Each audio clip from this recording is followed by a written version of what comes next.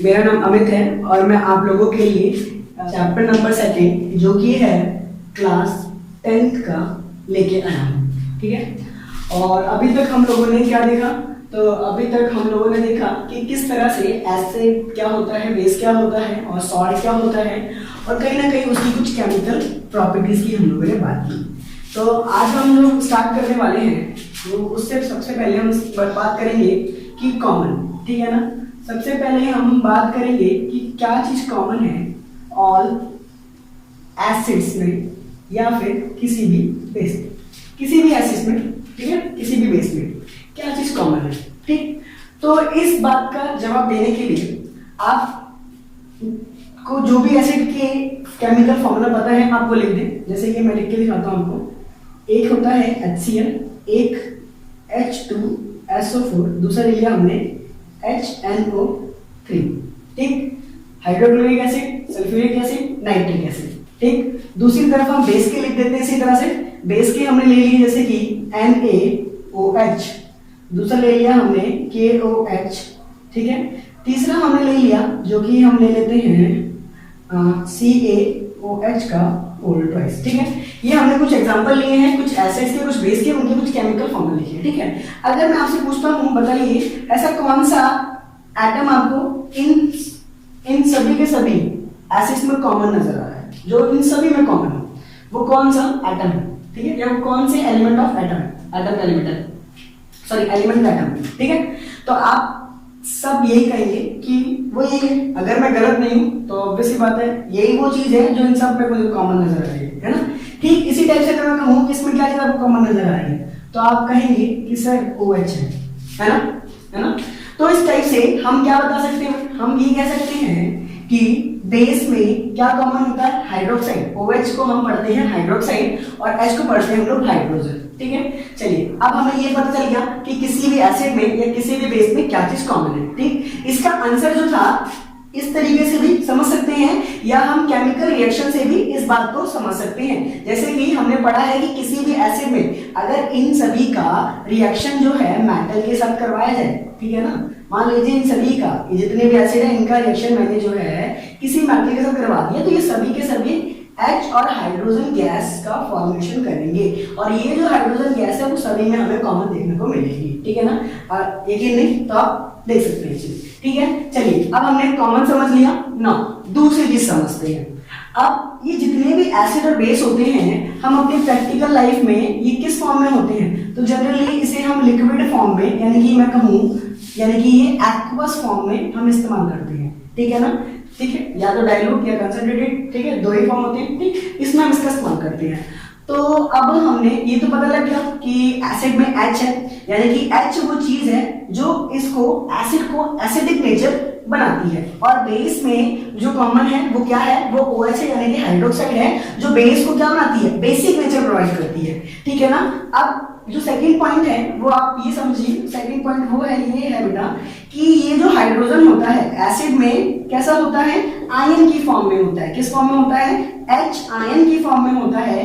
ठीक, उसी टाइप से जो बेस होता है वो OH नेगेटिव। ठीक है, यानी कि ये भी आयन की फॉर्म में होता है, they both are in form of ion. ठीक है, ये दोनों के दोनों क्या है, ये आयन की फॉर्म में है, ये एसिड है और दूसरे वाला क्या है, बेस। ठीक, तो किसी भी सॉल्यूशन में, किसी भी एक्वस, ठीक है, एक्वस स्टेट में एसिड और बेस में ये कैसे स्टेट में होते हैं, आयंस की फॉर्म में होते हैं। अब इस बात को प्रूफ करने के लिए हम समझते हैं कुछ चीजें। मान लीजिए क्या हुआ, क्या बनाते हैं, ये एक छोटा सा बीकर या फिर आप बकेट मान लें, इसमें हमने क्या ले लिया, तो इसके अंदर हमने डाइल्यूट HCl ले लिया। क्या ले लिया, डाइल्यूट HCl ले लिया, और एक वायर को हमने इसमें डाला, एक वायर इधर डाला, ये वायर है। ठीक है, इस वायर को हमने कनेक्ट किया और यहाँ पर हमने बल्ब लगा दिया। ये बल्ब है, ठीक है, ये क्या है, तो ये बल्ब है। ठीक, अब इस बल्ब को हमने क्या किया, बैटरी से कनेक्ट कर दिया। किससे कनेक्ट कर दिया, हमने बैटरी से कनेक्ट कर दिया, है ना। तो जैसे ही हमने इसमें से बैटरी से कनेक्ट किया तो क्या हुआ, यहाँ से जो करंट आई है वो प्रोड्यूस हुआ। अब ये गया गया गया गया गया और यहाँ पर पहुंचा। अब वायर अंदर से टूटी हुई है, बट ये अगर खाली होती तो करंट बिल्कुल पास नहीं होता, बट इसमें एसिड है। अब क्या ये एसिड, ये जो डाइल्यूट हमने HCl लिया है, क्या ये इसको करंट को कंडक्ट कराएगा? और अगर कंडक्ट कराएगा तो बल्ब जलेगा, है ना। तो हुआ बिल्कुल ये हुआ क्या कि इसने क्या किया, इसने करंट को कंडक्ट कराया, कंडक्ट मतलब पास कराया, करंट यहां से यहां फ्लो हुआ और ये क्या हुआ, बल्ब ग्लो करने लगा। ठीक है, जो इस बात का प्रूवन करता है कि कहीं ना कहीं ये जो HCl है वो क्या है बेटा, इस फॉर्म में प्रेजेंट है। ठीक है ना, और इस फॉर्म में क्यों है, क्योंकि ये क्या है, ये लिक्विड स्टेट में है। ठीक है, लिक्विड स्टेट में जनरली हमें ये एसिड के अंदर ये चीज है जो उसको एसिडिक नेचर प्रोवाइड करती है। ठीक, और बेस में ये चीज है। ठीक, इससे हम समझ सकते हैं। अगर इसी की जगह पे आप अगर ग्लूकोज लेते, क्या लेते हैं, ग्लूकोज लेते या आप अल्कोहल लेते, क्यों भाई, ये क्यों ले रहे हैं, वो इसलिए ले रहे हैं बेटा क्योंकि ये दोनों के दोनों ऐसे कंपाउंड्स हैं जिनमें हाइड्रोजन आता है, और इन सभी में हमें हाइड्रोजन मिला, तो हमें कहीं आपको ऐसा ना लग जाए कि सभी हाइड्रोजन वाले कंपाउंड्स क्या होते हैं, एसिड होते हैं। तो इस बात को, गलतफहमी को दूर करने के लिए ये सेकेंड एग्जांपल हम ले रहे हैं। तो ग्लूकोज का जो फॉर्मूला होता है वो होता है C6H12O6, और अल्कोहल का होता है दैट इज, इसका होता है C2H5OH। अब आप देख सकते हैं कि इसमें हाइड्रोजन, नंबर ऑफ हाइड्रोजन 12, इसमें कितने 5, तो इसमें तो बहुत ज्यादा है, ये तो बहुत एसिडिक होगा, है ना।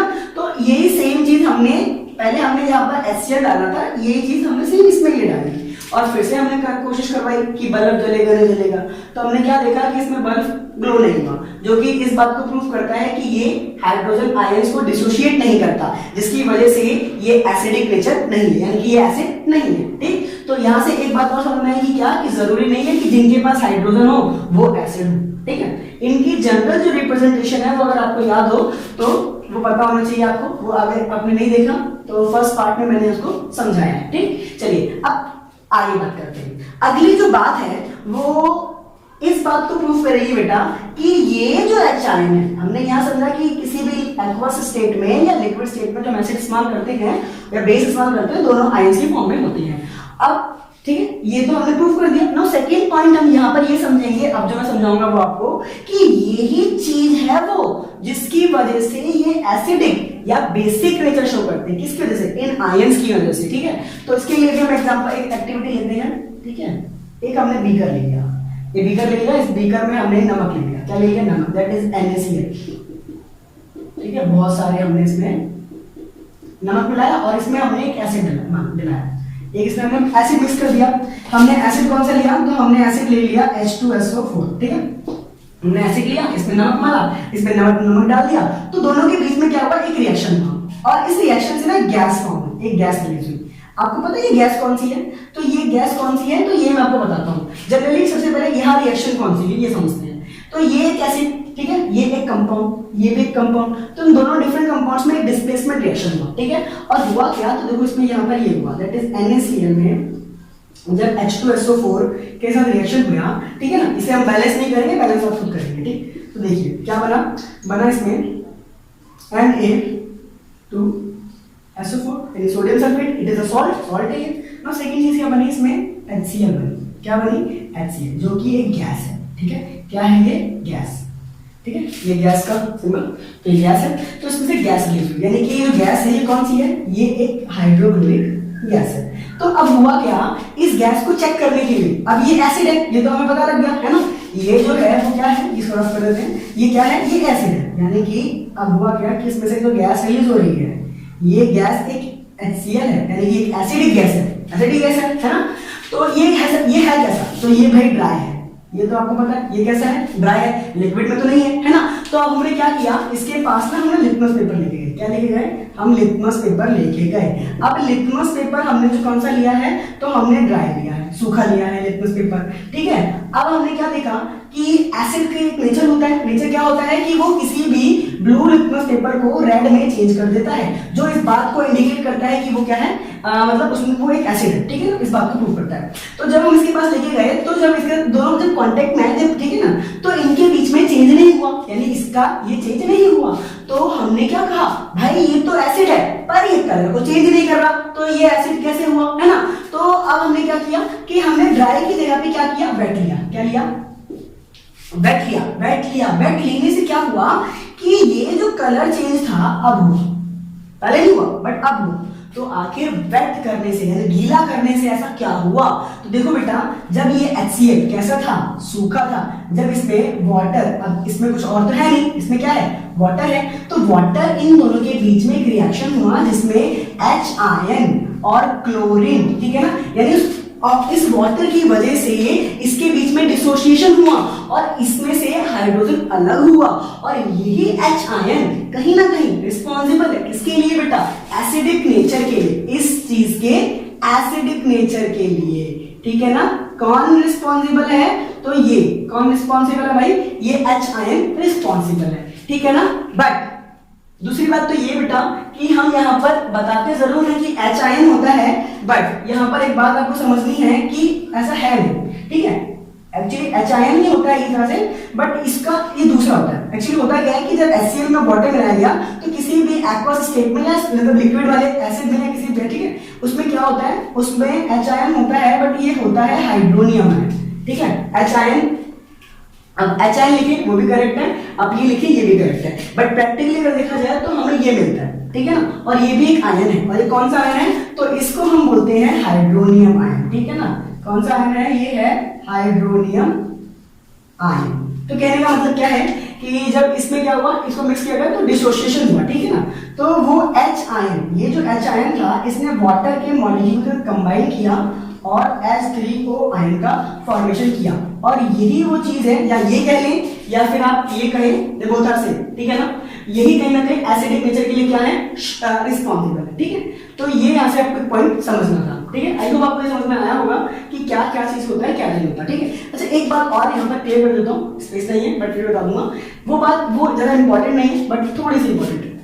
देखिए बेटा, एसिड और बेस का इस्तेमाल हम जनरली अपनी लाइफ में लिक्विड फॉर्म में करते हैं, ठीक है, लिक्विड की फॉर्म में इस्तेमाल करते हैं। तो लिक्विड के फॉर्म में जब इस्तेमाल करते हैं तो लिक्विड बनाने की, अगर लिक्विड फॉर्म में हम कैसे इस्तेमाल करते हैं, दो फॉर्म में, या तो हम कंसंट्रेटेड का इस्तेमाल करेंगे या फिर हम डाइल्यूट का इस्तेमाल करेंगे। तो कंसंट्रेटेड और डाइल्यूट बनाने के लिए हम क्या करते हैं, याद रखना, हमेशा हम वाटर में एसिड लेते हैं। जैसे कि मान लीजिए कंसंट्रेटेड का मतलब जिसमें वाटर कम होगा एसिड ज्यादा होगा, डाइल्यूट में वाटर ज्यादा होगा एसिड कम होगा, मतलब उस हिसाब से हम उस कंटेनर में वाटर ले लेते हैं और उसमें हम एसिड डालते हैं। कभी भी हम एसिड में वाटर नहीं डालेंगे, कभी भी एसिड में वाटर नहीं डालेंगे, हाँ वाटर में एसिड डाल सकते हैं। ऐसा देखो, ऐसा क्यों, तो इसके पीछे भी रीजन है, इनके बीच में रिएक्शन होती है। अगर आपने एसिड में वाटर डाला तो भाई खतरा, बहुत बड़ा खतरा, ठीक है ना। अगर आप वाटर में आप एसिड डालते हैं तो ये चलेगा है, ये चीज क्या है, ये चलती है, बट ये वाला नहीं चलता भाई। क्यों? क्योंकि इनके बीच में एक्सोथर्मिक रिएक्शन टेक प्लेस होती है जिससे हीट निकलती है लार्ज अमाउंट में,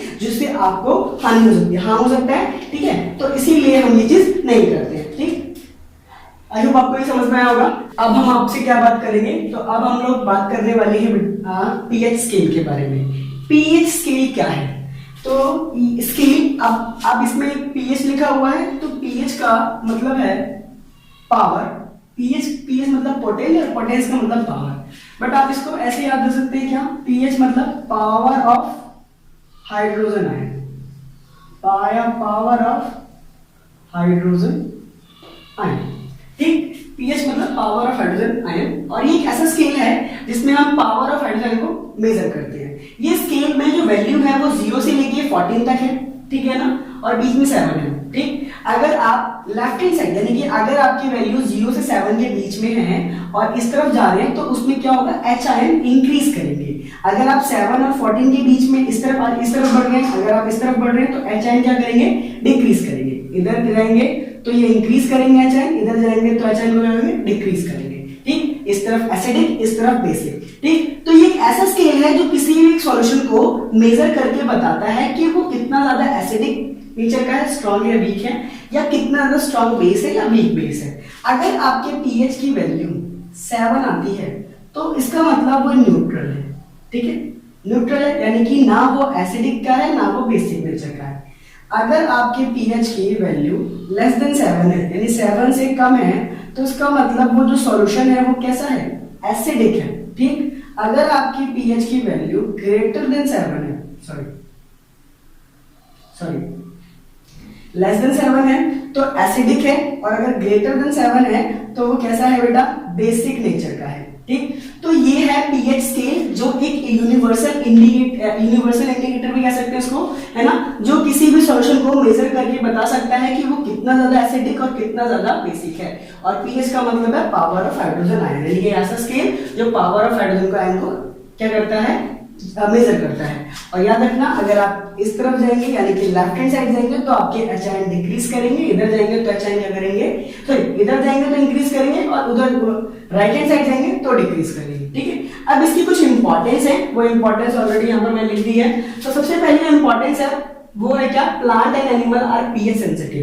अब ये क्या है, तो देखिए बेटा, हम सब एनिमल्स हैं, ठीक है, और प्लांट्स हैं, तो हम सबकी जो बॉडी है वो एक नैरो पीएच के रेंज में वर्क करती है, जो कि है 7.0 टू 7.8। यानी कि अगर हमारी जो बॉडी है वो प्रॉपरली वर्क तब कर पाएगी जब हमारी बॉडी का पीएच क्या होगा, 7 से लेके 7.8 के बीच में होगा। अब क्या होता है कि जब एसिड रेन होती है, क्या होती है बेटा, तो जब जो है क्या होती है, एसिड रेन होती है। एसिड रेन कब होती है, जब उसका पीएच क्या होता है, 5.5 से लेस देन होता है। ठीक है ना, जब आप उसका पीएच की जो वैल्यू है वो क्या होगी, 5.5 से लेस देन होगी, तो उस रेन को हम क्या कहते हैं, एसिड रेन कहते हैं।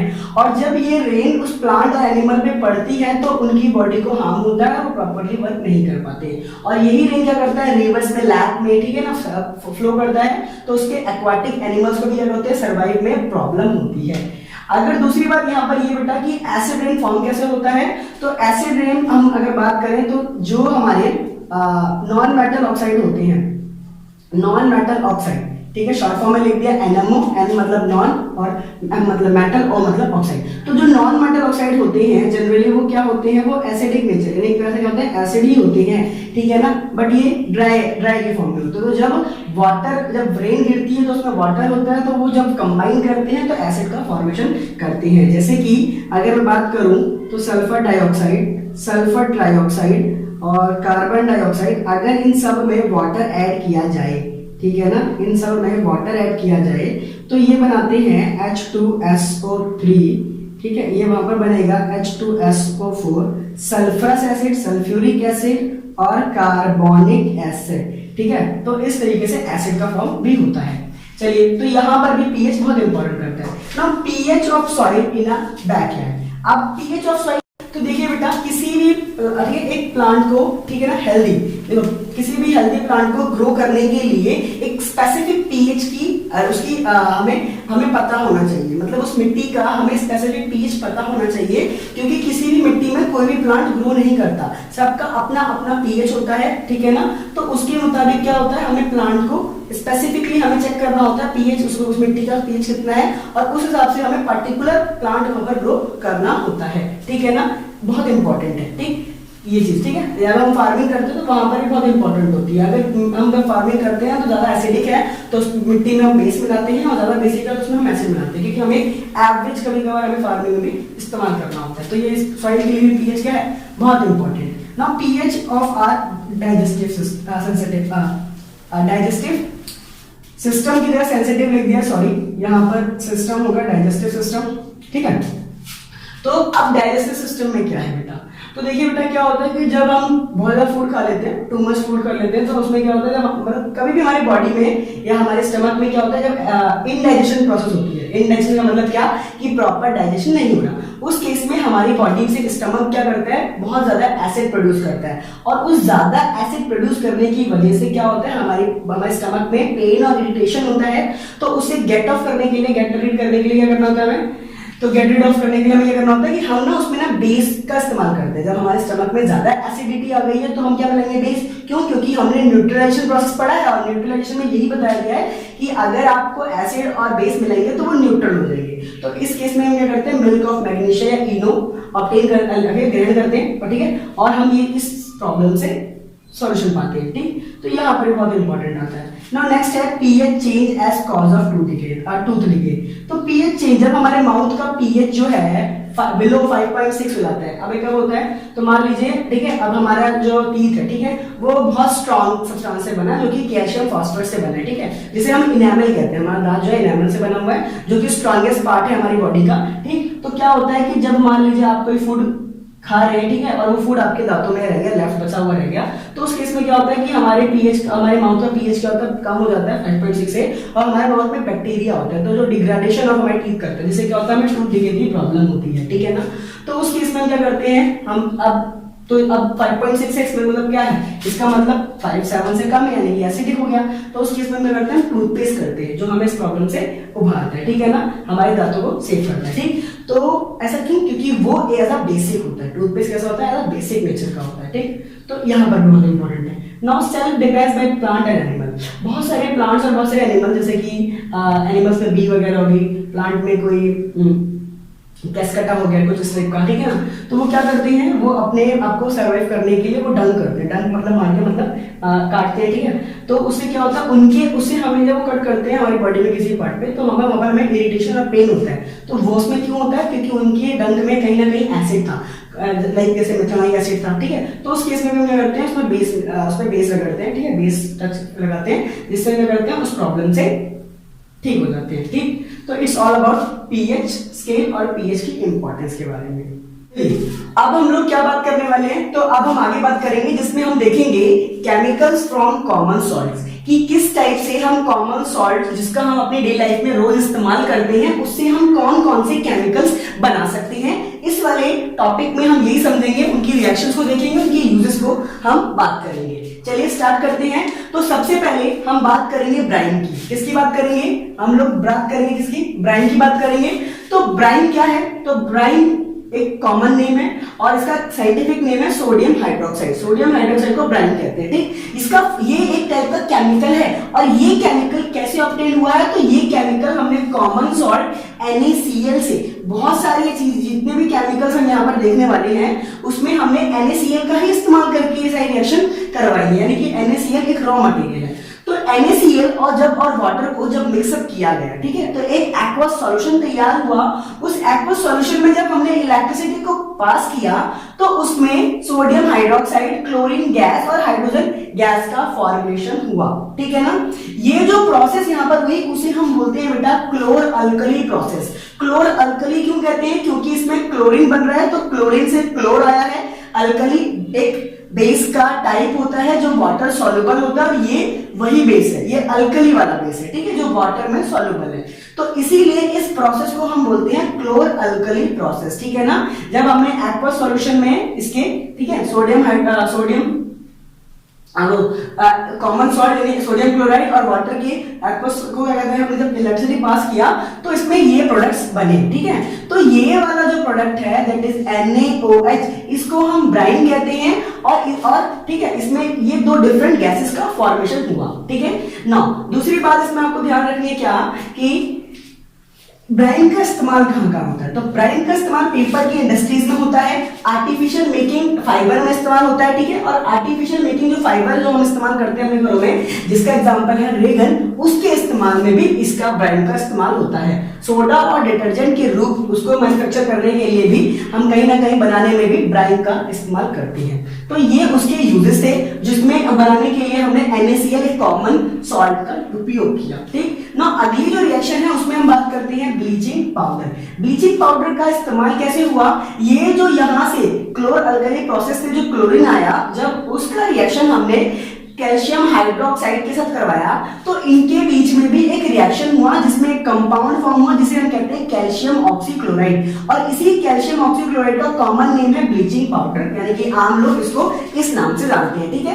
और वाटर का फॉर्मेशन हुआ। अब ये कैसी रिएक्शन है, तो ये बिल्कुल ठीक वैसी रिएक्शन है बेटा जो आपने फर्स्ट चैप्टर में वो जो जब हमने वहां पर भी क्या किया था कि कैल्शियम हाइड्रोक्साइड का जब कार्बन डाइऑक्साइड के साथ रिएक्शन करवाया था तो वहां पर कैल्शियम कार्बोनेट और वाटर बना था। बिल्कुल सेम वैसी ही रिएक्शन यहाँ पर भी है, ठीक है, बट फर्क इतना है कि वहां पर कार्बन डाइऑक्साइड का, यहाँ पर क्लोरीन गैस है, ठीक है। तो ये जो बनता है ये प्रोडक्ट, ये ब्लीचिंग पाउडर है, ठीक है। इसमें इन दोनों के बीच में बहुत वीक बॉन्ड है, इसीलिए ये क्या करते हैं, इजीली ब्रेक भी हो जाते हैं, इसकी स्मेल बहुत ज्यादा आती है, ठीक है ना। आगे देखते हैं ब्लीचिंग पाउडर का भी इस्तेमाल है। ऑक्सीडाइजिंग एजेंट के रूप में इसका इस्तेमाल होता है, ठीक है ना, जो ऑक्सीडेशन प्रोसेस में हेल्प करता है। नाउ डिसइंफेक्शन ड्रिंकिंग वाटर, अब इसकी एक कैल्शियम ऑक्सीक्लोराइड में इसकी प्रॉपर्टी है, ये वाटर में से जर्म्स को किल कर देता है, इसीलिए as a disinfection drinking water में भी इसका इस्तेमाल किया जाता है। टेक्सटाइल इंडस्ट्रीज में भी ब्लीचिंग पाउडर का क्या होता है बेटा, इस्तेमाल होता है, कॉटन की लिनिंग में भी इसका इस्तेमाल होता है, ठीक है। नाउ नेक्स्ट रिएक्शन हम देखते हैं, अगली रिएक्शन में हम बात करेंगे बेकिंग सोडा का फॉर्मेशन कैसे हुआ। बेकिंग सोडा आपने जरूर देखा होगा कि पकौड़े वगैरह को क्रिस्पी बनाने के लिए इसका इस्तेमाल किया जाता है, अपने अक्सर हम अपने खाने को या कुकिंग को फास्ट करने के लिए भी करते हैं। तो ये होता कैसे है, तो हुआ क्या कि हमने इसमें भी NaCl ही लिया, यानी इसको बनाने के लिए भी क्या चाहिए हमें, NaCl। हमने NaCl लिया, NaCl में वाटर मिक्स किया, उसमें कार्बन डाइऑक्साइड का इस्तेमाल किया और अमोनिया मिक्स किया। उन सबको मिक्स करने से दो सॉल्ट बने, एक बना अमोनियम क्लोराइड जो कि पहला प्रोडक्ट है, जो दूसरा प्रोडक्ट था सोडियम हाइड्रोजन कार्बोनेट जिसका कॉमन नेम बेकिंग सोडा है, वो फॉर्म हुआ। इस बेकिंग सोडा का बड़ा इस्तेमाल है, ठीक है। अगर आपको बेकिंग पाउडर बनाना है तो क्या कीजिए, यहाँ पर BS मतलब बेकिंग सोडा है, बेकिंग सोडा में आप कोई भी एडिबल एसिड मतलब जिसको हम खा सकते हैं, ईट कर सकते हैं, ठीक है, ऐसे एसिड, यानी कि जिसका एग्जांपल है कार्टिक एसिड, हमने जब इसमें मिक्स किया तो बेकिंग पाउडर बन के आता है, ठीक है। पाउडर बनाने के रूप में भी इसका इस्तेमाल करते हैं, ठीक है। एज अ एंटासिड, जब आपके स्टमक में एसिडिटी की प्रॉब्लम होती है तो आप बेकिंग सोडा पी सकते हैं, ठीक है ना। और फायर एक्सटिंग्विशर में भी इस्तेमाल होता है, यानी आग को बुझाने के लिए भी इसका इस्तेमाल हम करते हैं, ठीक है ना। नाउ जो अब हमारा अगला प्रोडक्ट है वो है वॉशिंग सोडा। वॉशिंग सोडा बनता कैसे है, तो ये जो हमारा बेकिंग सोडा था, जब इसको हम हीट करते हैं तो ये क्या होता है, सोडियम कार्बोनेट वाटर और कार्बन डाइऑक्साइड में टूट जाता है। अगर आपको पीछे की रिएक्शन याद हो, ठीक है ना, तो आपने उसमें इस टाइप की रिएक्शन परफॉर्म की है, जहां पर अगर आप ये, ठीक है ना, सोडियम कार्बोनेट वाटर और ये सब मिलाएंगे तो आपको ये बन के आएगा सोडियम हाइड्रोजन कार्बोनेट। अगर इसको हीट करेंगे तो ये टूट जाएगा, ये रिवर्सिबल है, ठीक है। तो यहाँ पर ये जो सोडियम कार्बोनेट है, यही कहीं ना कहीं यही चीज क्या है, यही वॉशिंग सोडा है, ठीक है ना। बट ये, ठीक है, तो क्या हुआ कि जब हम अपने खाने में जब ये डालते हैं, उसमें जब हीट करते हैं तो ये सोडियम कार्बोनेट वाटर और कार्बन डाइऑक्साइड गैस बनती है, ठीक है। ये कार्बन डाइऑक्साइड क्या करती है, केक वगैरह को स्पॉन्जी बनाने के लिए इसका इस्तेमाल होता है, ठीक है ना, कुकिंग को फास्ट करने के लिए भी इन सब का इस्तेमाल होता है, ठीक है। तो जब हीट करते हैं, ये जो प्रोडक्ट बन के आया सोडियम कार्बोनेट, ये भी इसका इस्तेमाल किया जाता है वॉशिंग सोडा के फॉर्मेशन में, ठीक है ना। वॉशिंग सोडा के साथ जब हम 10H2O, ये ठीक है ना, 10H2O ये वाटर की क्रिस्टल है, ठीक है, जहां पर वाटर के क्रिस्टल के नंबर है 10, कितने 10, यहाँ पर 10 है, 10, ठीक है। तो यहाँ पर जब हम रिक्रिस्टलाइजेशन एक प्रोसेस होती है, जब हम सोडियम कार्बोनेट के साथ जब 10H2O के साथ हम, ठीक है ना, जब रिक्रिस्टलाइजेशन होती है तो उसमें क्या होता है, हमें सोडियम कार्बोनेट और 10H2O बन के आता है, जो कि वॉशिंग सोडा का फॉर्मूला है, ठीक है ना, सोडियम कार्बोनेट 10H2O, ठीक है। तो ये हमारा बन के आता है, ठीक। और ये कौन सी प्रोसेस से हुआ है, तो जब सोडियम कार्बोनेट का रिक्रिस्टलाइजेशन प्रोसेस हमने यहाँ पर किया।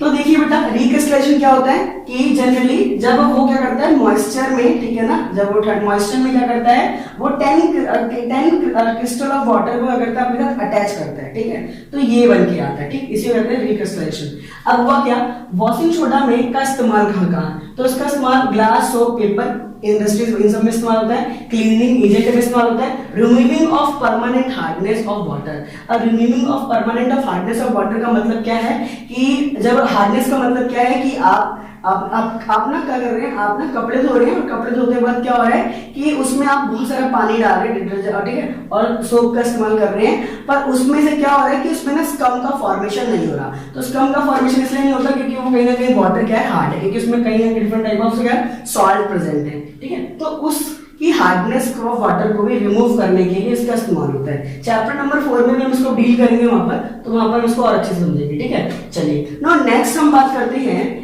जिप्सम की। अब जिप्सम में आप देखेंगे 2H2O, यहाँ पर हमने देखा 10H2O, ये सारी चीजें क्या है, तो इसको हम बोलते हैं वाटर ऑफ क्रिस्टलाइजेशन, ठीक है। ये जो 10H2O यहाँ पर 2H2O, ठीक है, तो होता क्या है, इन्हें हम कहते हैं वाटर ऑफ क्रिस्टलाइजेशन, यानी ये ऐसे कंपाउंड हैं जिनके 1 फॉर्मूला यूनिट में कुछ नंबर ऑफ वाटर ठीक है ना, नंबर ऑफ वाटर क्रिस्टल्स के उसमें अटैच होते हैं, ठीक है ना।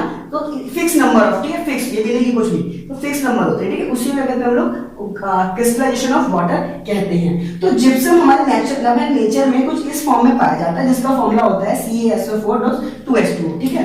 जब हम इसको हीट करते हैं, ठीक है, ये जिप्सम है, जिप्सम जब इसको हम हीट करते हैं तो इसमें कैल्शियम सल्फेट हेमीहाइड्रेट का फॉर्मेशन होता है और वाटर का फॉर्मेशन होता है, ठीक है ना। तो ये जो होता है इसको हम पीओपी कहते हैं, this is called a plaster of Paris. और जो हमारे घरों में जो पीओपी होता है ना, इसमें बिल्कुल ये वही चीज आती है, ये बन के आता है, ठीक है। नेचर में हमें कुछ इस तरह से पाया जाता है, जब इसको हीट करते हैं तो ये फॉर्म होता है, ठीक है ना। और इसी को कहते हैं हम लोग पीओपी कहते हैं। पीओपी का इस्तेमाल हमारे हॉस्पिटल में जो हमारी बोन्स वगैरह टूट जाती है तो मैं उसको फ्रैक्चर में इस्तेमाल होता है, मेकिंग टॉयज में इसका इस्तेमाल होता है, ठीक है ना। और भी डेकोरेशन वगैरह में इस्तेमाल होता है, मतलब कई सारे इसके इस्तेमाल है, ठीक है। यहाँ पर जो इंपॉर्टेंट है, जो आपको थोड़ा सा क्या कहते हैं, आपको दिक्कत दे सकती है कि ये कि 1/2, इसका 1/2 का मतलब क्या है? इसका कुछ मतलब नहीं है बेटा, इसका मतलब सिर्फ यही है कि यहाँ पर क्या हुआ है कि यहाँ पर ना टू कैल्शियम सल्फेट के साथ केवल जो है, ठीक है, 1H2O अटैच है, यानी कि एक मॉलिक्यूल ऑफ वाटर के साथ 2 कैल्शियम सल्फेट के क्या है, अटैच है, ठीक। यहाँ पर ये इसका सिग्निफिकेंस है, ये बता रहे हैं यहाँ पर, ठीक। तो ये था इट्स ऑल अबाउट किसके बारे में, कॉमन सॉल्ट के बारे में, ठीक है। कॉमन सॉल्ट से कैसे हमने केमिकल्स ये बनाए, तो कहीं ना कहीं आप देखेंगे कि फर्स्ट टू लेके 4 तक की जितने भी केमिकल्स हमने फॉर्म किए हैं उसमें जो रॉ मटेरियल रहा वो NaCl था, NaCl से ही ये सारी चीजें बनाई गई हैं, ठीक है ना। और ये 10 से आप घबराएंगे नहीं, ठीक है, ये कुछ नहीं है भाई, ऐसे कंपाउंड है जिनमें कुछ वाटर मॉलिक्यूल्स क्या है, fix number of water molecules क्या अटैच है, और इसी को क्या कहते हैं, क्रिस्टलाइजेशन ऑफ वाटर कहते हैं। अगर आप हीट करेंगे तो ये रिमूव हो जाएंगे, और जैसे ये मॉइस्चर आएंगे, मतलब जैसे इनके सराउंडिंग में मॉइस्चर होगा, ठीक है, नमी होगी, तो ये दोबारा से उसको क्या कर लेंगे, दोबारा से क्रिस्टल फॉर्म कर लेंगे और दोबारा से अगेन वो अपने अवस्था में आ जाएंगे, ठीक है। तो ये सारी बातें थी इसके बारे में। आई होप आपको ये पसंद आया होगा, समझ में आया होगा, ठीक है ना। अगर आया हो तो प्लीज लाइक शेयर करें, ठीक है ना। आने वाले चैप्टर में आपको चैप्टर नंबर 3 लेके आऊंगा मैं वहां पर, और वहां पर हम और बात करेंगे, ठीक है। धन्यवाद।